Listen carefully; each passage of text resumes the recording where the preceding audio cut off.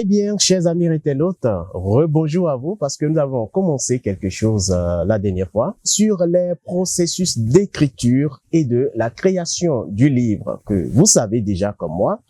Il y a eu beaucoup d'interventions, beaucoup de questions, donc par intérêt, je vais inviter tout un chacun de vous, pour ceux qui veulent nous donner beaucoup plus d'explications ou clarifier sur des sujets ou sur des points d'ombre, peut-être que le Père a su évoquer au cours de notre entretien à l'imprimerie Notre-Dame de Cotonou. Nous sommes là et c'est avec plaisir vous accueillir et discuter autour de ce sujet. Donc ça ne sert absolument à rien de nous laisser des messages, de nous écrire pour nous offenser peut-être. Alors, pour cette fois-ci, nous allons nous entretenir avec le Père sur le livre. D'entrée de jeu, je salue d'abord le Père Gaston Aïtondi pour avoir accepté une fois encore d'être avec nous. Bonjour Père. Bonjour mon cher. Alors, j'espère qu'avec les messages, vous tenez bien. Oh, ça ne pose pas de problème, c'est normal. C'est ensemble que nous allons construire notre pays sans passion et dans la recherche de la vérité. Et quand nous sommes du côté de la vérité, on n'a pas besoin de se fâcher. Et nous sommes en quête et nous allons tous chercher ensemble à approfondir notre culture pour en manifester ce qu'il y a de plus beau, ce qu'il y a de plus vrai, ce qu'il y a de plus digne. Et de ce point de vue, c'est pas de façon passionnée, en criant, en insultant que la vérité jaillirait, mais c'est en cherchant et en creusant. Je suis vraiment sidéré par votre réponse en cherchant. Et il faut dire la vérité autour du thème. Et c'est sur ça, cher Père. Alors, quels sont vos objectifs ou quel objectif vous visez en choisissant d'écrire ce livre? Je constate avec grand bonheur que de plus en plus, la jeunesse béninoise ou le Bénin entier prend conscience de la nécessité d'une revendication identitaire. C'est très heureux et c'est à encourager. Je me rends compte que nous sommes rentrés dans la ligne d'une autoréférentialité culturelle et identitaire. Nous en avons besoin parce que nous ne pouvons pas accepter d'être africains et surtout béninois en ayant honte de notre culture. Et par rapport à ça, je félicite et remercie tous ceux qui se lancent d'une manière ou d'une autre dans ce travail de retour à nous-mêmes. Mais j'aimerais tellement nous demander, pour que ce travail de retour à nous-mêmes ne tourne pas au ridicule, de banaliser notre culture, de repenser à une question fondamentale. Quel est le but pour lequel nous faisons cela? Est-ce que c'est manifester aux Blancs et aux autres que nous avons une culture nécessairement? Je réponds que le Blanc n'a pas besoin de savoir que nous avons une culture ou non. Les Latins ont l'habitude de dire « bonum diffusivum sui », le bien se diffuse de lui-même. Il s'agit de retrouver les chemins de bien et de vérité de notre culture pour que cela s'impose de soi.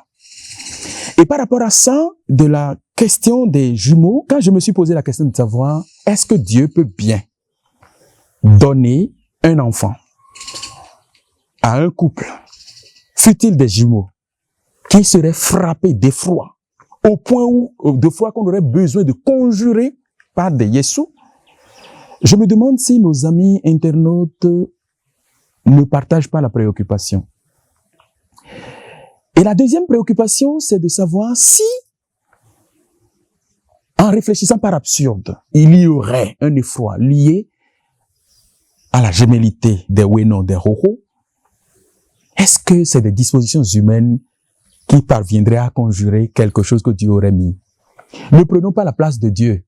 Nos ancêtres craignent fondamentalement Dieu et c'est en cela que moi je les aime. Et ils vivent d'un réalisme anthropologique que nous n'avons plus aujourd'hui. Alors, si nous voulons manifester, tisser au bout de l'ancienne corde, comme on le dit, commençons à nous poser la question, qu'est-ce que nos ancêtres voulaient dire quand ils ont mis en œuvre ceci? Qu'est-ce qu'ils voulaient dire quand ils ont mis en œuvre cela? Et en cela, évitons de gober les allégations hâtives des vendeurs d'illusions qui nous disent c'est comme ceci, c'est comme ça, sans en savoir rien du tout. Alors, c'est bien dit, évitons de gober les hallucinations, tout ce qu'on vous fait savoir, sinon à travers les écritures, la lecture sur les réseaux sociaux. On devrait normalement faire un peu attention à cela. Pour les auteurs, laissez-les s'exprimer. Et c'est en cela, cher Père, je voudrais vous poser une question pour peut-être les rassurer. Quel est donc le message principal que vous espérez que les lecteurs retiendront de ce livre finalement? Le message que je veux que les lecteurs retiennent, c'est d'abord de leur dire, de leur offrir un exemple en épistémologie et en méthodologie d'approche de la chose culturelle. Quand il s'agit d'approcher nos réalités culturelles, ce n'est pas le bon. Ce n'est pas de cette manière qu'on rend compte de la substance d'une culture, mais en essayant d'interroger la vérité de la chose pour aller à la profondeur. Je me suis permis d'écrire ce livre sans citer la Bible, mais en interrogeant la culture et en interrogeant nos ancêtres. Et c'est les paroles qu'ils nous ont laissées, les éléments de recherche, de réponse que j'ai trouvés dans les recherches qui ont convergé dans ce livre. Ce n'est pas un travail de prêtre, c'est un travail de scientifique. Et lorsque vous le lirez, vous vous rendez compte que je n'ai pas fait de la théologie, je n'ai pas fait de la spiritualité, mais c'est de l'anthropologie culturelle et de la philosophie. Alors, ce livre ne s'adresse pas qu'aux chrétiens, mais ça s'adresse à tous les amoureux de la science, qui sont fiers d'être béninois et qui veulent connaître la quintessence de leur culture, mais dans la vérité et sans parti pris et sans idéologie. Alors, ça c'est très bien clarifié. Alors, dites-nous, cher Père, quelles ont été vos principales sources d'inspiration pour cette œuvre? Mes sources, à la fin du livre, j'ai proposé une petite bibliographie. Cette bibliographie n'est pas exhaustive, mais j'ai mis cette bibliographie à titre de référence. Mais en plus de la bibliographie, il faut dire que j'ai rassemblé un corpus littéraire non indifférent. Vous savez que ces corpus littéraires sont les anecdotes, les proverbes, le panégyrique des jumeaux, où l'expérience et le message de nos ancêtres ont été concentrés et condensés.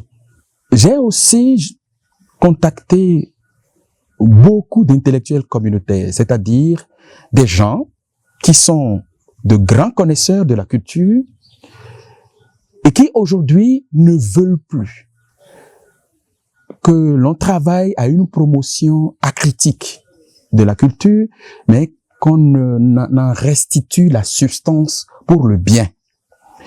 Tous les bokonos, les représentants de nos traditions culturelles, tous ne sont pas dans une poursuite d'idéologie. Ils sont dans une quête de vérité. Et c'est en cela que ces gens méritent d'être respectés. Beaucoup parmi eux, lorsque dans leur parcours, se rendent compte qu'ils se sont mis sur des chemins incohérents, parfois se ravisent, mais sincèrement. Et ils cherchent à ne pas voir d'autres tomber dans ces travers. Malheureusement, il faut aller plus loin. Il faut aller bien loin. Et ceux-là qui ont été si loin, lorsqu'ils veulent ouvrir leur cœur pour vous parler, ils ne se ménagent pas. Ils n'ont peur de rien. Et vous vous rendez compte vous-même, en analysant après ce qu'ils vous ont dit, que c'est motivé par un sentiment de vérité et un désir de cohérence qu'il parle. Voilà le Père qui a su nous donner beaucoup plus d'explications. Je rappelle, nous sommes avec le Père Gaston Aïtondi. Il est prêtre du diocèse de Cotonou, recteur du grand séminaire diocésain Monseigneur Isidore de Souza de Ouida, où nous sommes actuellement pour l'entretien du jour. Je rappelle ou je reprécise encore, si vous avez envie de communiquer directement avec le Père pour avoir plus d'informations ou plus de précisions sur le livre, il suffit juste de l'écrire directement sur le numéro 01 61 01 30 30. appel, comme WhatsApp, il est disponible. Cher Père, merci beaucoup pour les réponses appropriées par rapport à mes questions du jour, mais j'ai toujours des questions en attente. Y a-t-il des thèmes ou des idées que vous avez explorées dans ce livre et qui vous tient particulièrement à cœur? Si oui, alors parlez-nous-en. Les thèmes sont nombreux et je ne sais pas si l'espace dont nous disposons nous permettrait de les affronter tous. Le premier thème fondamental que ce livre a affronté dans la première partie, c'est la question de la rationalité africaine, de la rationalité à l'africaine.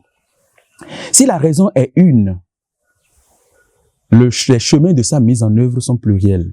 Et c'est dangereux, comme on le voit de plus en plus, d'utiliser les instruments de la rationalité occidentale qui a fini par dissocier pensée, parole et existence de la posture rationnelle africaine en attitude d'assouplissement qui tient ensemble la pensée, la parole et l'existence. Les déviances de cette forme de rationalité ne manquent pas chez nous et il faut faire en sorte de mettre en évidence la cohérence de cette rationalité pour qu'elle mette en évidence par soi ce qui est de l'ordre de la déviance et ce qui est de l'ordre de la cohérence rationnelle culturelle. Lorsqu'on a fini par désigner les jumeaux comme des ho, le ho, que je ne voudrais pas traduire seulement par parole, parce que c'est de l'événement et c'est de l'avènement. Le ho montre que l'effort de désignation des jumeaux a été l'expression du travail de sens de notre culture, a été l'expression du travail de quête de notre culture, et on ne peut pas parler du phénomène des jumeaux en mettant de côté ce premier thème qui est celui de la rationalité africaine. Un second thème fondamental du livre est la question de la gémellité. Les jumeaux ou le traitement culturel des jumeaux sont aussi un chemin d'expression du travail,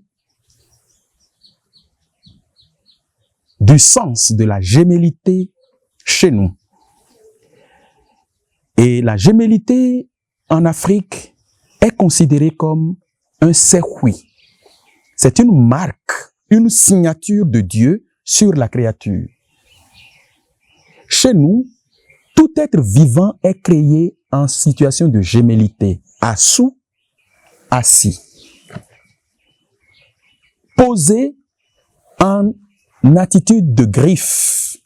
Le père Cyprien Akansan Tindo a l'habitude de parler de griffe anthropique, c'est-à-dire que les deux, le masculin comme le féminin, sont situés toujours en attitude de réciprocité dynamique, en attitude de don et de contre-don réciproque, en attitude de complémentarité pour un seul but, le triomphe de la vie sur la mort.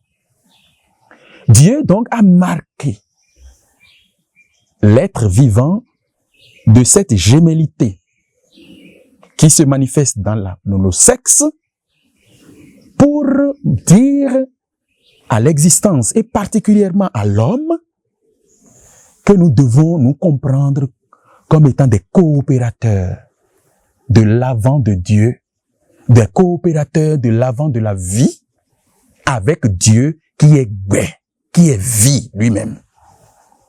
Et c'est au nom de cela que lorsque la question du genre aujourd'hui nous envahit, il faut que l'Afrique manifeste qu'elle connaît et reconnaît que l'existence en mâle et en femelle, donc le fait d'être homme et femme, sont des marques, des signatures de Dieu sur nous qu'on ne peut pas rejeter. Et il faut accepter aussi d'inscrire cette gémellité dans sa mission. Les questions d'homosexualité, en Afrique n'ont pas de sens. C'est des choses contre nature, pour la simple et unique raison que Sunu, Yonu, Dieu les a créés pour qu'ils coopèrent ensemble dans l'acceptation de leur serhui, de leur signature de Dieu sur eux, pour que la vie l'emporte. Qu'est-ce que nous voulons imiter des sociétés occidentales qui sont vieilles aujourd'hui?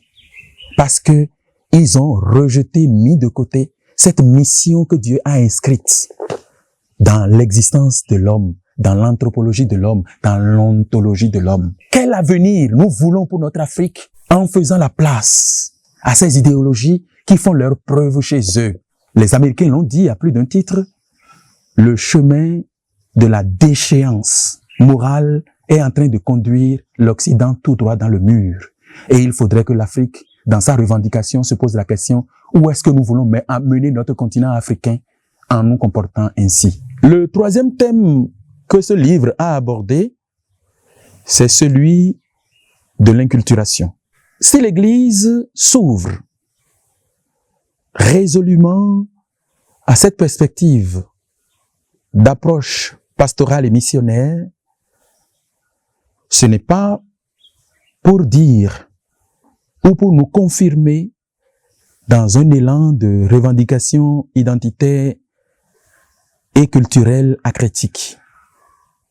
C'est justement pour inviter tous les prêtres et tous les fidèles chrétiens à retrouver la vérité de leur culture, mais une vérité sans idéologie. Parce que justement, si nous faisons ce travail, nous nous rendons compte que Dieu est à l'œuvre aussi dans notre âge et dans nos cultures, que Dieu est à l'œuvre aussi dans notre histoire. Pourquoi? Parce que l'homme est image et ressemblance de Dieu par nature. Et j'ai l'habitude de définir la culture d'une certaine façon. La culture, moi je ne l'oppose pas à la nature. La culture, c'est le déploiement de la nature de l'homme dans un temps et dans un espace, en attitude de responsabilité pour l'épanouissement de l'homme. Et puisque la culture est déploiement de la nature, je viens de dire que cette nature de l'homme est image et ressemblance de Dieu, la culture, comme déploiement de la nature, charrie, en plus de la limite humaine, de l'ivraie du démon et de nos erreurs, quelque chose qui est de Dieu fondamentalement en nous, bien avant l'influence de la mission. Et ce chemin que Dieu se ferait déjà avec nous dans notre culture, dans notre histoire, à cause de notre nature d'image et de ressemblance de Dieu, en travaillant à retrouver la vérité de notre culture, nous retrouverons ce chemin d'identité qui nous donnerait de comprendre l'appel à l'alliance que Dieu lance à l'homme dans le christianisme. Voilà, chers amis internautes, le Père qui a abordé 3 thèmes. Je vous rappelle qu'il y a encore d'autres thèmes plus intéressants et je vous invite juste pour les prochaines fois à la découverte. Alors, cher Père, je vais encore vous demander si vous deviez décrire votre livre en 3 mots, quel serait-il? La vérité culturelle sur les jumeaux. Pourquoi? Ce que les jumeaux sont véritablement dans l'esprit et la vision, dans l'approche de nos ancêtres, j'ai essayé de le creuser et de le présenter. Simplement pour offrir à qui fait des jumeaux aujourd'hui au Bénin de comprendre que Dieu l'a gratifié doublement de grâce et non d'effroi. De comprendre que nos aïeux n'ont jamais attaché à la personne des jumeaux un quelconque effroi. Ce qui leur a posé problème est de 3 ordres. L'enfant est Senkoumen. C'est est 1 et les enfants viennent 2 ou 3.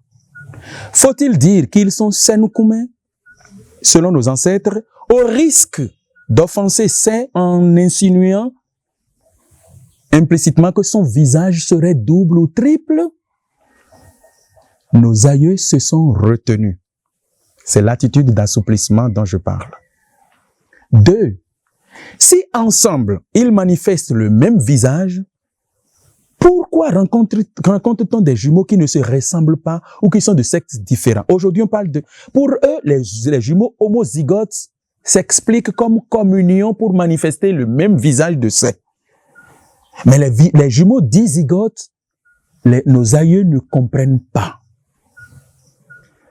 S'ils sont Senoukoumé, comment se fait-il que l'un vient par la position normale, par la tête, et d'autres, les agoïs ou agossou, viennent par en premier avec les pieds ou les fesses? Comment se fait-il que l'un vient sans le placenta et l'autre recouvert? Les oumets. Toutes ces différences de posture ont posé problème à nos aïeux et ils ont cherché à comprendre. C'est en cela qu'ils sont différents de nous aujourd'hui. Eux, ils ne se contentent pas de répéter. Ils essayent de comprendre. Et même si leurs efforts de compréhension parfois passent à côté, au moins ils nous ont donné l'exemple, la preuve qu'ils ne sont jamais restés indifférents devant un événement sans réfléchir. Et nous aussi, nous devons nous montrer dignes d'eux en réfléchissant nous aussi pour dégager ce qui est beau, qui peut continuer à être légué à la postérité et ce qui ne l'est pas. Et c'est en cela que notre culture pourra croître.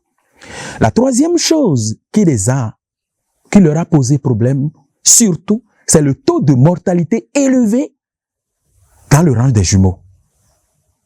Je l'ai expliqué dans le livre pourquoi, à leur époque, ce taux de mortalité était élevé.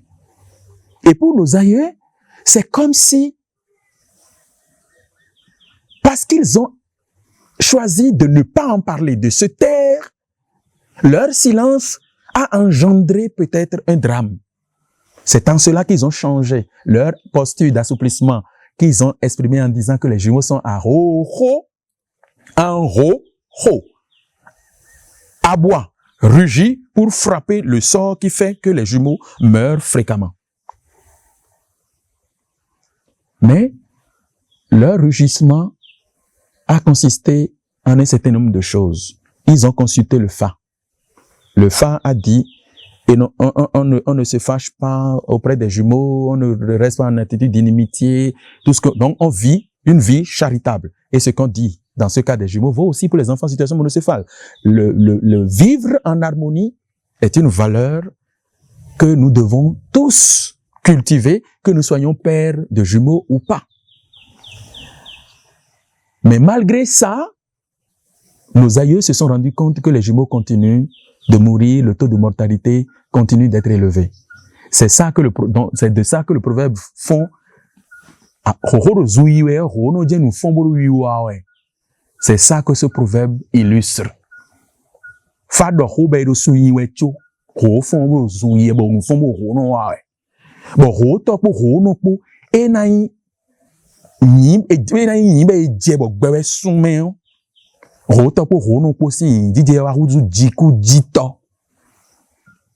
Nos aïeux n'ont pas accepté ça. Et ils ont voulu réagir. Et là aussi, ils nous laissent un message fort. Nous ne devons pas être complices de la mort de nos enfants.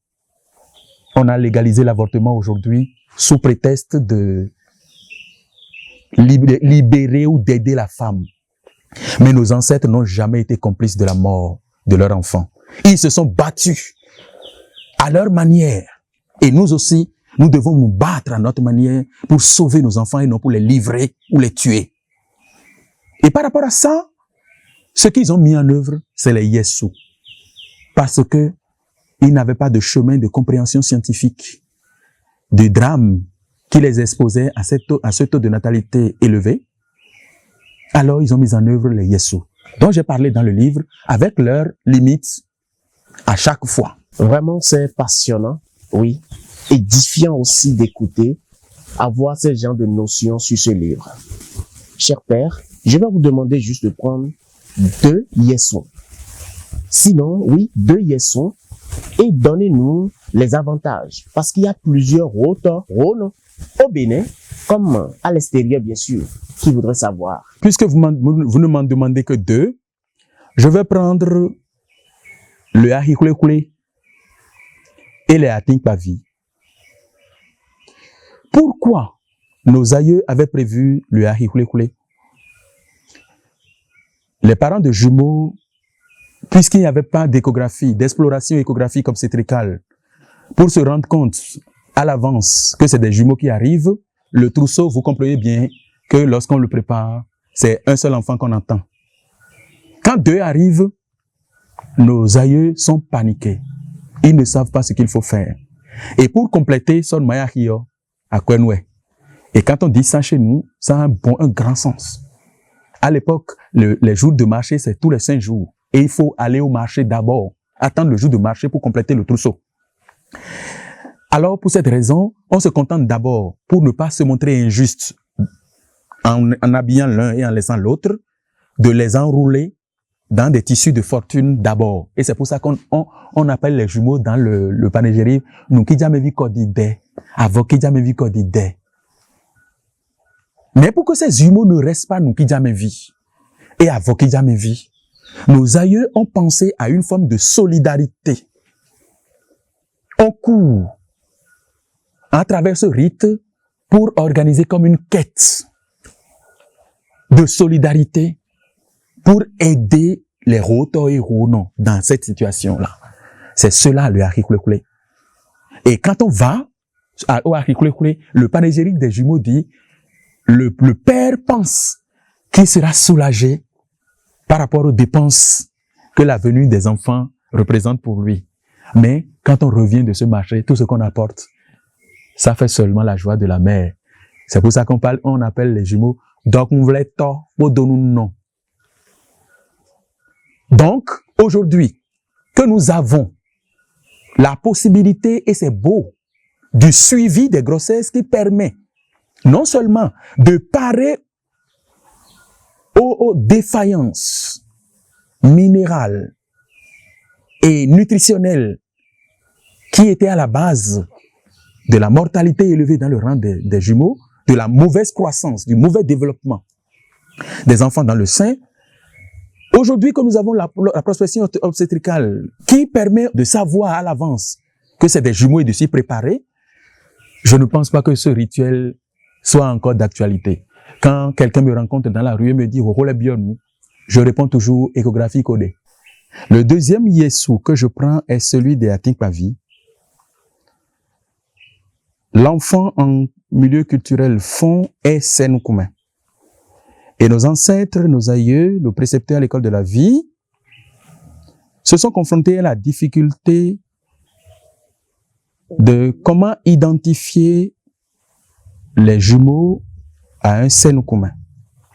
Puisque c'est est 1 et eux ils sont 2. Alors pour exprimer la communion de leur existence sur le chemin de cette manifestation du visage de saint,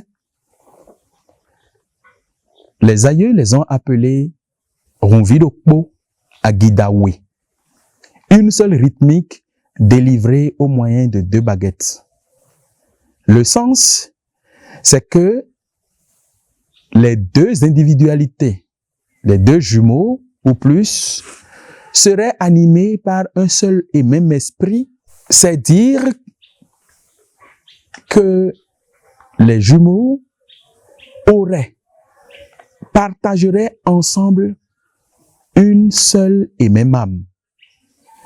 Alors, à l'occasion de la mort de l'un des 2, nos aïeux se sont posé la question de savoir, cette âme unique, de quel côté choisirait-elle de rester? Du côté de celui qui est vivant ou du côté de celui qui est mort? Fort de ce que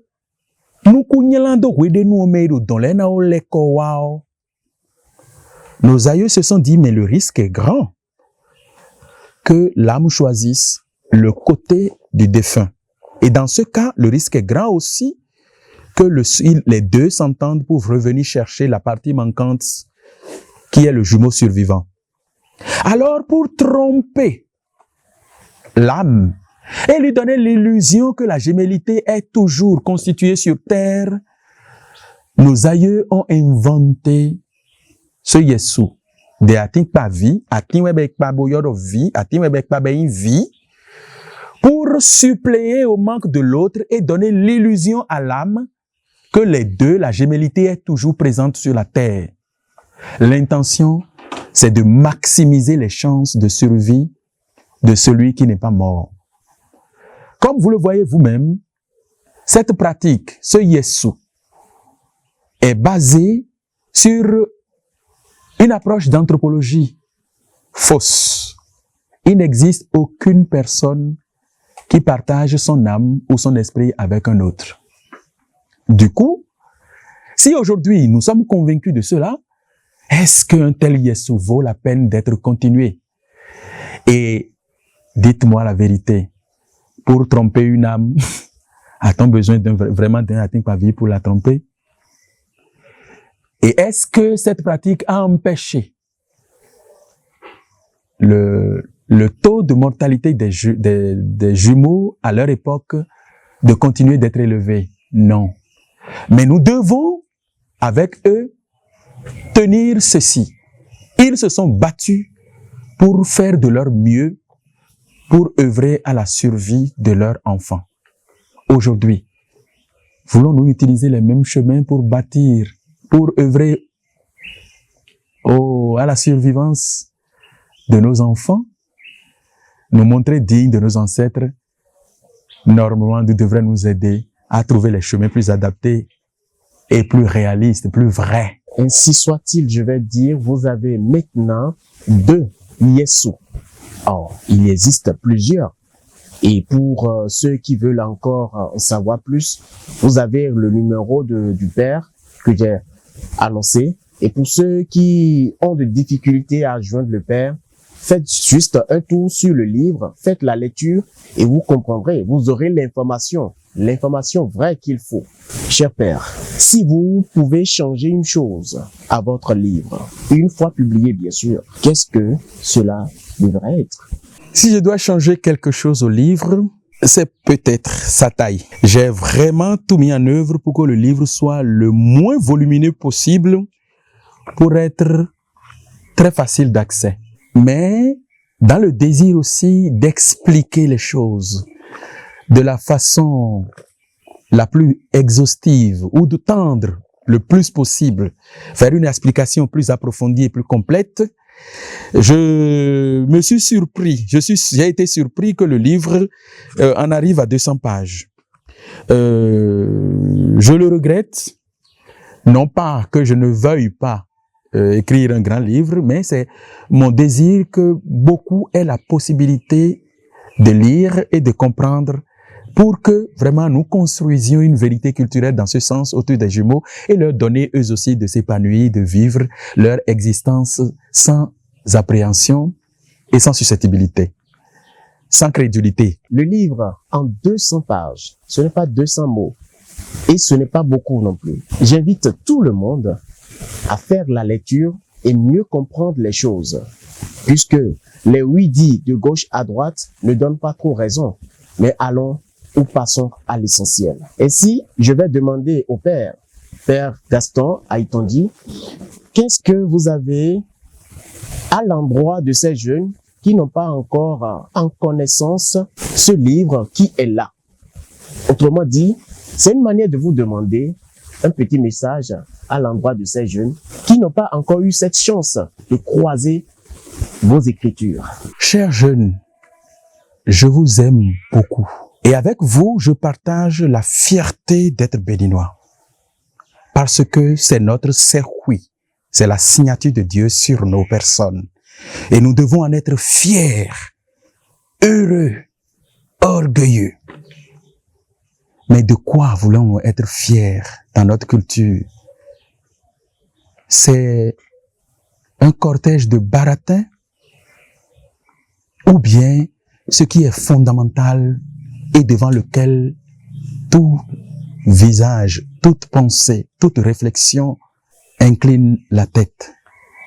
Moi, je pense, et c'est ce travail que je fais, que je voudrais que vous fassiez vous aussi, c'est toutes les fois où on nous dit « ceci, c'est ça », arrêtons de répéter « c'est ça », mais disons-nous « pourquoi ». Et que ce pourquoi entraîne un travail d'engagement profond, un travail de recherche méthodique, un travail d'approche scientifique. Et nous nous rendons compte que nous avons une très belle culture, mais que la beauté de notre culture ne réside pas par les chemins qu'on est en train de nous ouvrir à propos de gauche à droite de plus en plus. Ces chemins qu'on nous ouvre, c'est des chemins qui nous conduisent tout droit dans le mur. Alors, chers amis internautes, merci pour votre attention. Merci pour l'écoute tout au long de notre entretien avec le père Gaston Aïtondi, que je rappelle, il est prêtre du diocèse de Cotonou, recteur du grand séminaire diocésain Monseigneur Isidore de Souza de Ouida. Je vous rappelle encore une fois, la question n'est pas de vendre le livre, mais nous ramener tous à faire une lecture comme il le faut sur ce livre. Comprendre, avoir de très bonnes idées sur les problématiques, les thèmes abordés par notre auteur ici présent avec nous. Et pour ceux qui veulent entrer en contact avec le père Gaston Aïtondi, il suffit juste de composer le numéro 01 61 01 30 30. Et pour ceux qui veulent maintenant passer à l'imprimerie Notre-Dame de Cotonou pour être avec nous, pourquoi pas pour des entretiens, pour échanger aussi à trois avec le Père, ce que je voudrais bien pour ceux qui veulent nous donner encore beaucoup d'idées à l'endroit des thèmes ou thématiques du Père. Il suffit juste nous écrire directement en commentaire « Je suis prêt » pour échanger avec le Père en direct devant les caméras. Et c'est sur ces mots que je vais nous inviter à prendre rendez-vous les prochaines fois. Avec quel auteur, je ne sais pas encore, mais moi, je vais prendre congé de vous et on va se rattraper les prochaines fois, à tout moment.